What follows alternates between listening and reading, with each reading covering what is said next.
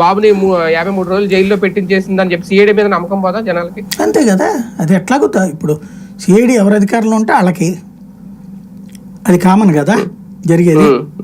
అయితే దానికోసమే దాన్ని ఏమంటామంటే సర్కమ్స్టాన్షియల్ ఎవిడెన్స్ లేదా సపోర్టింగ్ ఎవిడెన్స్ అదే చేసి ఇప్పుడు ఇన్ ఫ్యూచర్ ఏం చేయొచ్చు, అట్లాంటి తప్పుడు కేసు ఆయన ఒకటి చెప్తే వీళ్ళు ఇంకోటి చేశారు అన్న ప్రాతిపదికన సంబంధిత అప్పుడున్న సిఐడి వాళ్ళ మీద చర్య కూడా తీసుకోవచ్చు, సస్పెన్షను.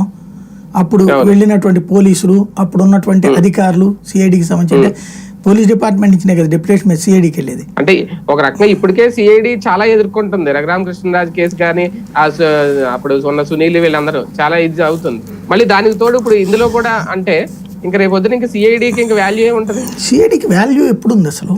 బేసిక్గా ఎవరు అధికారంలో ఉంటే ఇప్పుడు ఆ రోజున ఆయన పేరేంటి రేవంత్ రెడ్డి ఇష్యూ వచ్చినప్పుడు ఏమైంది?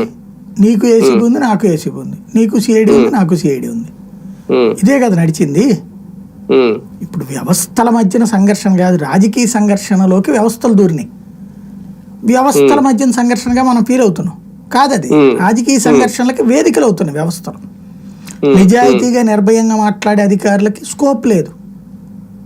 ప్రభుత్వం చెప్పినట్టు నడుచుకునేటటువంటి అధికార యంత్రాంగమే ఉంటుంది. వాళ్ళు ఆ రోజు జగన్ చెప్పినట్టు నడిచారు, ఇవాళ ఈయన చెప్పినట్టు నడిచారు.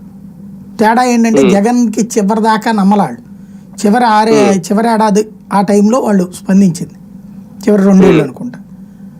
అదే చంద్రబాబు నాయుడుకి తొలినాళ్లలోనే ఈయన ఏం చెప్తే అది చేసేటటువంటి అధికార యంత్రాంగం వేగంగా అగ్రెసివ్గా అటాకింగ్గా వెళ్తుంది. అది తేడా.